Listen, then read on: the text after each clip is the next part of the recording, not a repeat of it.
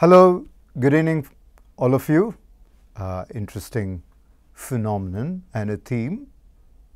It's called magical realism. Right.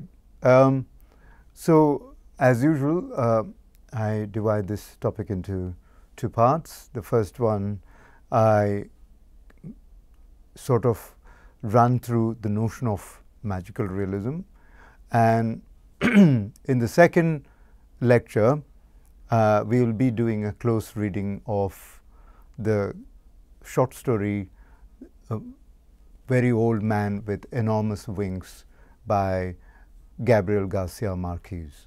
Okay? So that's the structure of the engagement today.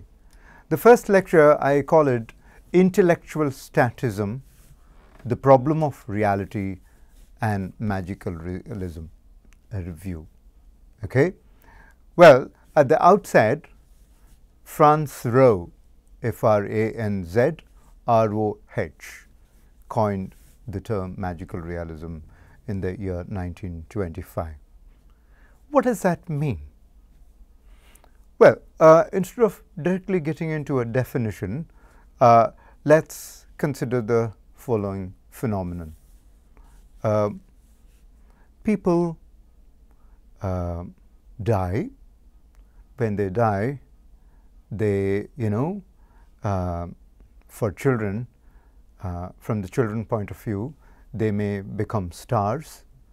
Some may say to children also, they have gone to heaven or Vaigundam. Even for adults, the world can feel enchanted sometime. For example, a particular place may feel filled up by an ancestral presence. Churches, temples, and mosques, when you go there, you feel the divine presence.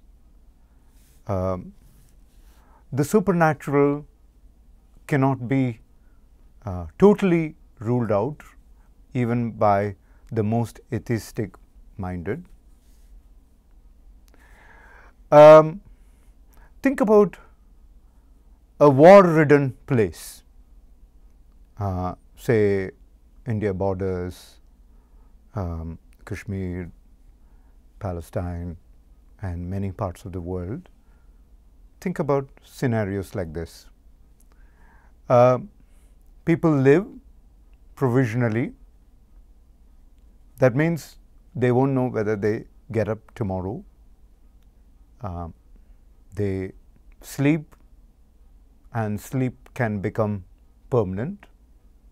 Well, even if they awake, they could hear guns everywhere. And children growing up in the neighborhood may distinguish between this brand of gun and that brand of gun by the sounds that they make. Nightmares, Bhopal gas event in the 1980s, a lot of people have survived that.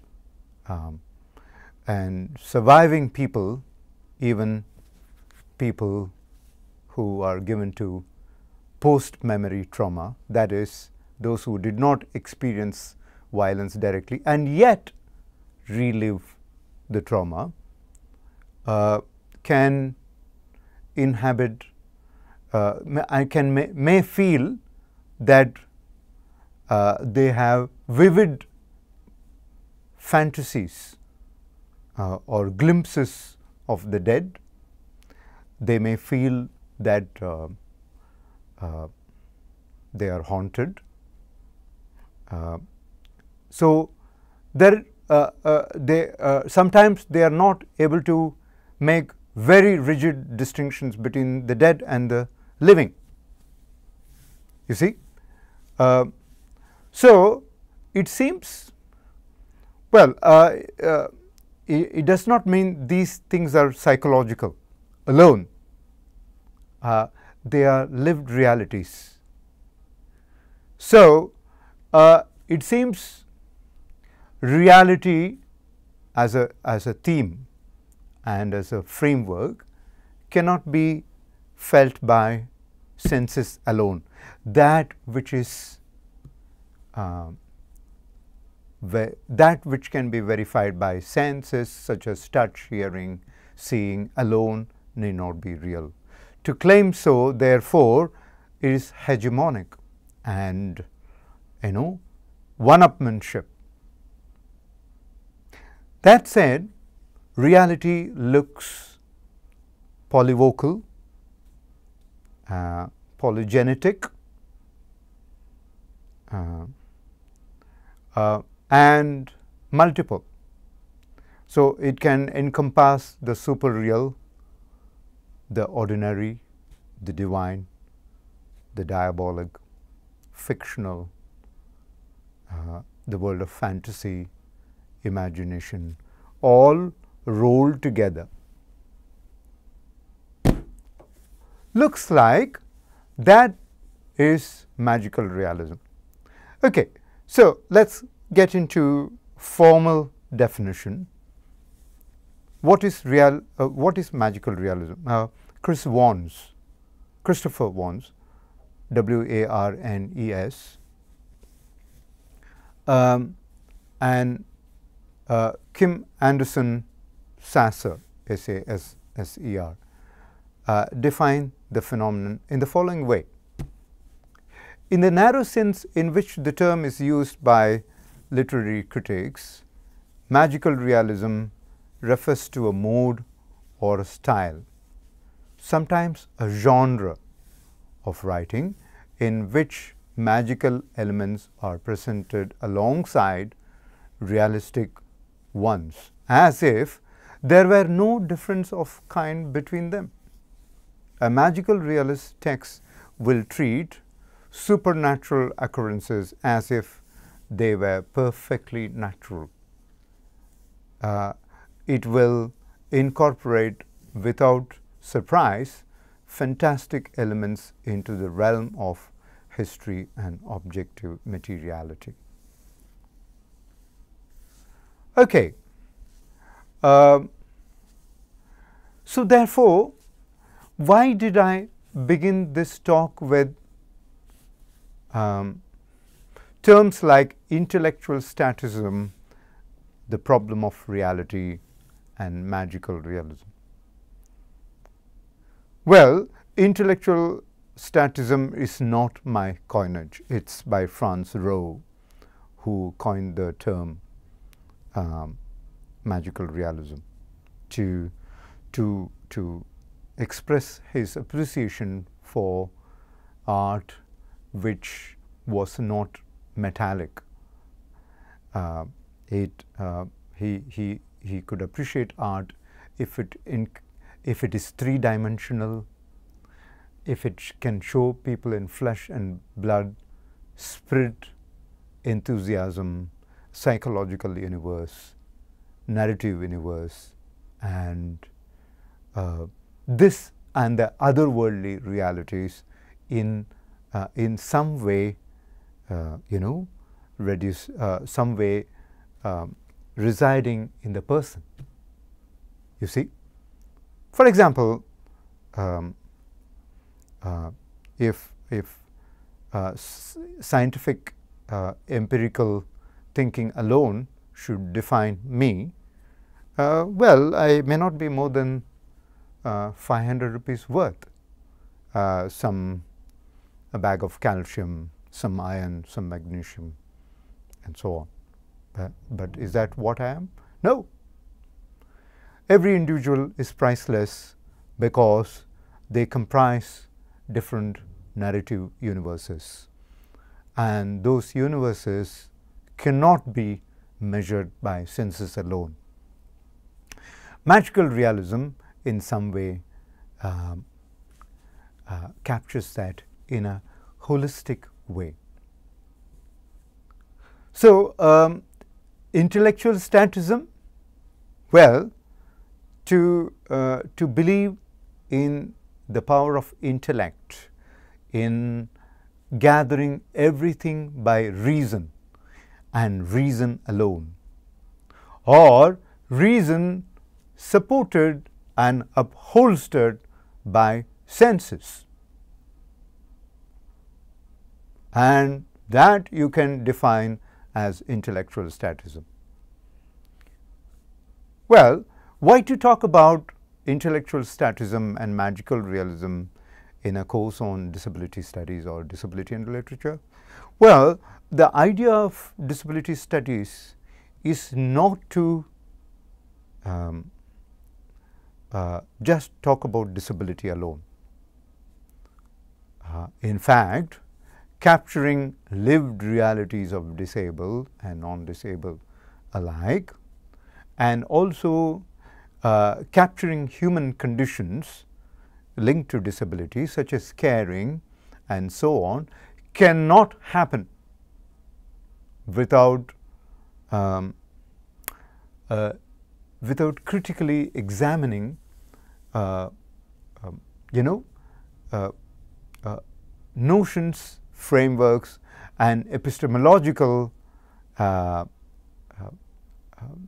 viewpoints, that is, the way you look at things by way of knowledge, that inform disability, and so on. So, the notion that intellect by upholstered by senses or sensory data can alone capture reality is intellectual statism. So, what I propose here, and Franz Rowe, in line with Franz Rowe and critics who followed, a score of critics who followed him, is that we like to believe now that magical realism, one, challenges intellectual statism, and two, it is able to offer narrative viewpoints that that lie beyond the scope and bandwidth of the intellect. Let us put it that way. Okay, fine. Where is magical realism? As I began, it's everywhere.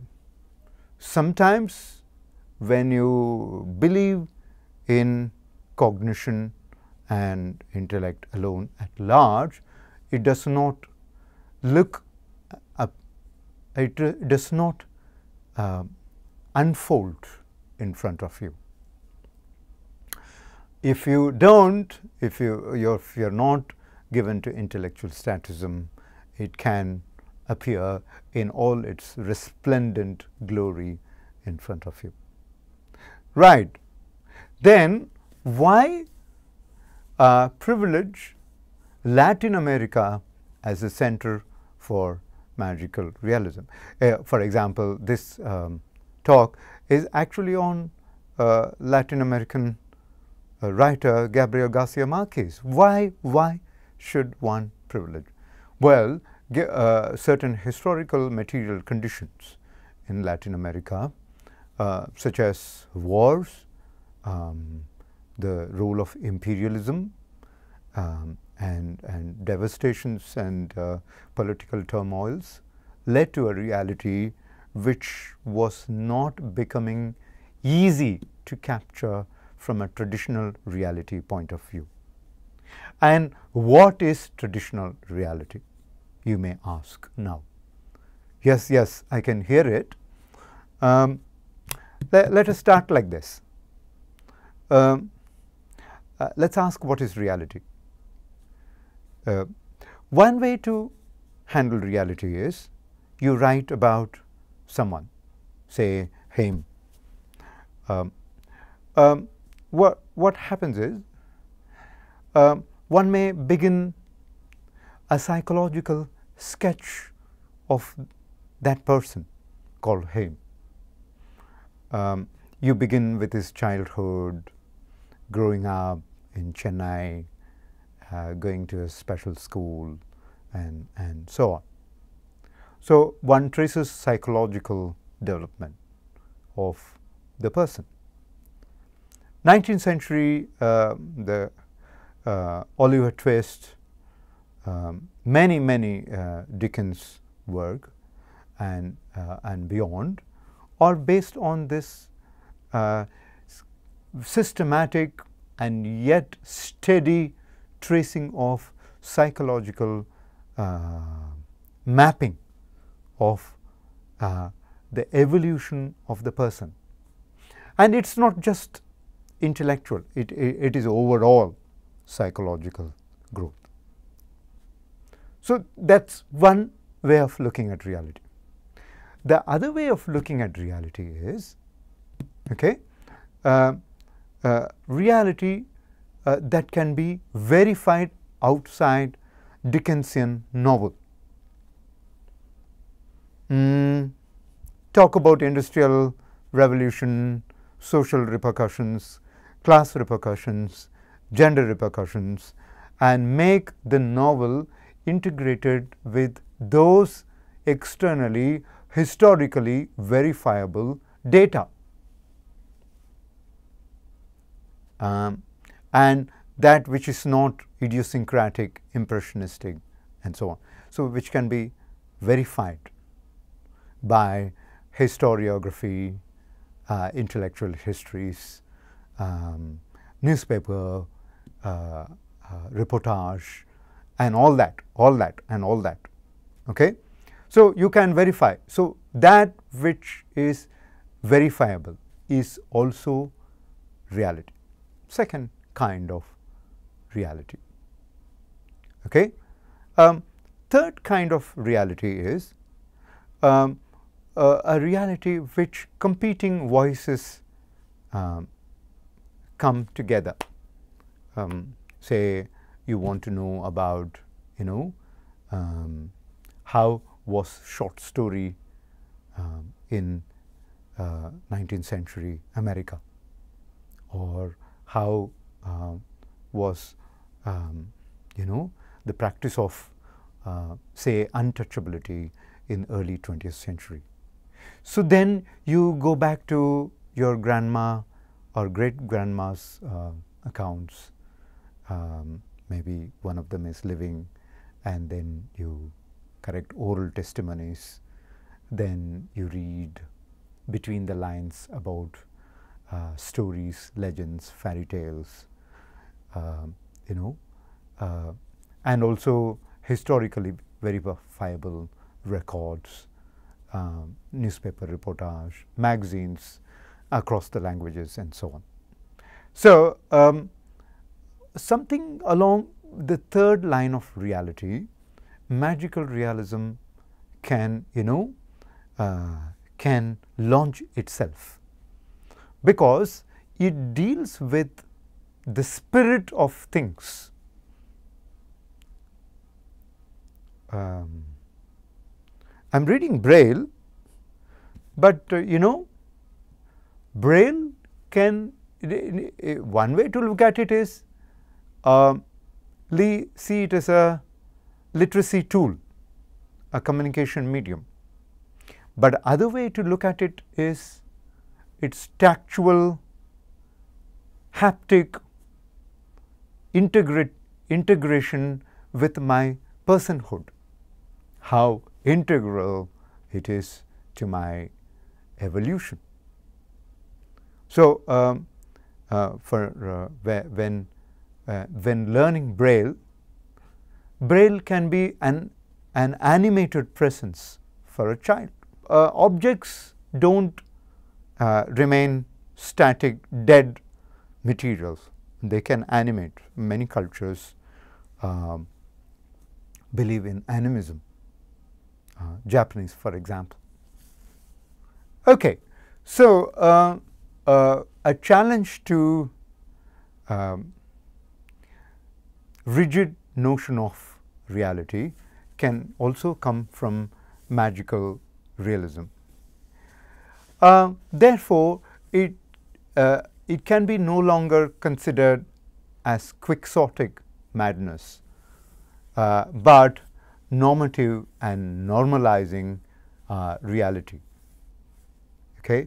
So, if I say, for example, you know, I feel the presence of, say, my dead grandpa in my study room. By that, I don't mean from that one does not have to conclude that I'm mad clinically, or I don't have to be declared quixotic. But, you know, I might witness his presence by the books that he read and the legacy that he passed on to me. For example, I'm just giving an example. It's a way of looking at things. So, in other words, you can look at magical realism as a kind of fusion. Oh yeah, fusion music, Carnatic and rock. Here, magical realism combines classical reality fiction, like the ones I talked about, Dickens, and new 21st century or 20th century material reality. It combines both. So, it combines the traditional, the spiritual, and the material. So, it's by that fusion method, it lives in the liminal territory between the traditional real and the new real. Oh, I'm playing with words? Yes, maybe. The point is to say that it is hard to exactly define what is magical realism, because it is one, human, two, it captures human realities that are both seeable, experienceable, and intuitive. It is spiritual and the material rolled together. So therefore, its presence, its boundaries cannot be quickly defined. In other words, one can say it is polygenic. It is a object of polygenesis. Genesis. Genesis, origin, poly, P-O-L-Y. Why? Who defined it like that? Eric, E-R-I-K, Camayd, Eric Camayd, C-A-M-Y-D, Freixas, maybe Freixas, F-R-E-I-X-A-S. Well, he defines it in the following way, the polygenesis idea. Well, the origin of magical realism can be traced back to the genres of the marvelous: folk stories, fairy tales, legends, ancient myths, and so on. Well, you know, folklore is very rich. Folklore lays the foundation of our unconscious collectivity. Folklore claims, and rightfully claims, a fuller wisdom of hard power, soft power, give and take social contract situations. It can flexibly, by riddles, stories, magically enchanting rhythms, give the core of our collectivity and personhoods, and what we ought to aim in life. It can say many things.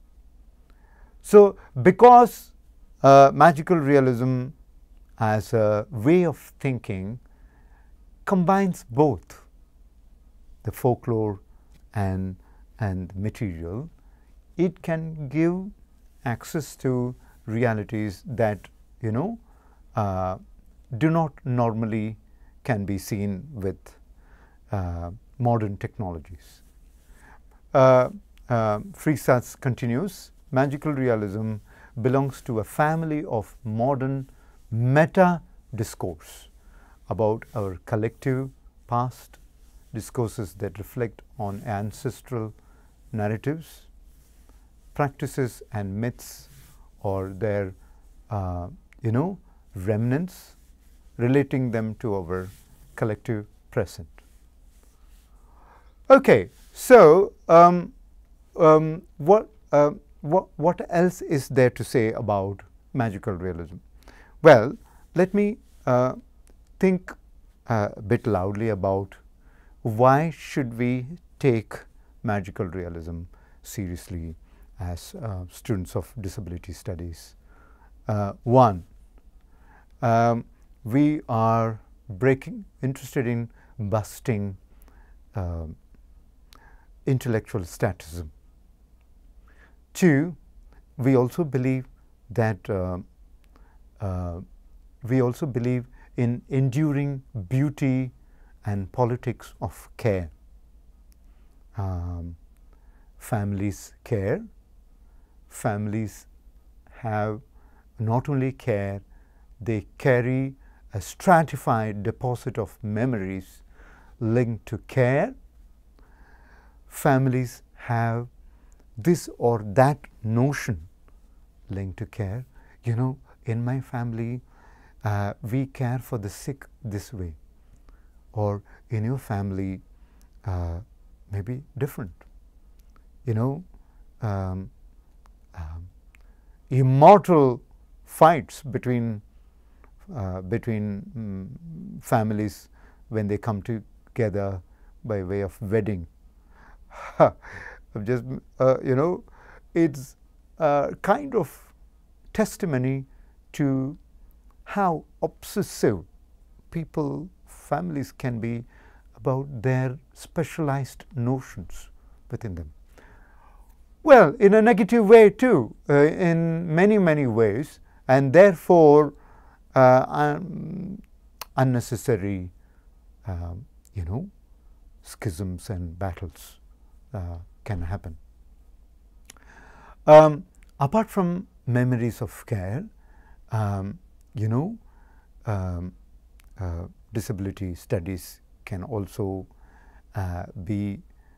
see the point of magical realism about care objects such as braille, mobility cane, prosthetic devices, family and collective objects, say school, school verandas, diaries, libraries, which have meta-narratives associated with them. For example, the mobility cane that I still have it with me. It was gifted by my grandma. So since she's no more, I stopped using it, but I just have it as her real her presence in some way for the cane that I want to preserve. So apart from this, disability studies also is concerned about different narrative universes. It is concerned about the notion of representation. Disability studies is also invested very, very deeply in the notion of publics that we want to create.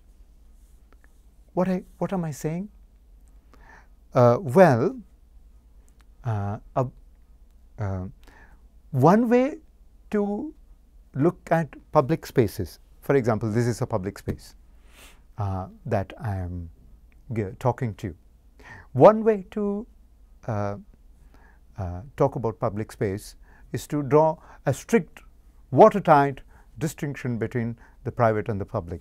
So therefore, my grandma examples and all that just roll it in the bag and keep it there. Public places, no emotions, please. Public places, no religious symbolisms, please. Public places, only refined, formal interactions, please. So it is possible to conduct a life that way.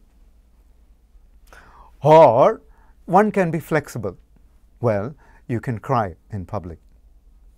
You can worship in public. You can express affection and love in public. You can break down in public. You can, a class can have students of different emotional wavelengths, intellectual wavelengths, different capacities, and so on. And therefore, we can, we don't need to have a strict sense of secular public, and therefore it can enable, participative futures for many. So, in some sense, magical realism is not a fashionable system where you bring all kahanis, stories together and roll them. It is a requirement of the publics that we wanted to create. It's true that people like Borges, Marquez, and other fantastic Latin American writers must the same, but it is equally true that it is a so popular 20th and 21st century phenomenon going around the globe. Salman Rushdie and others have made a name from the Indian subcontinent in English for magical realism. But for good many of us, it can be a reality into which we slip in and slip out. All right. Thank you.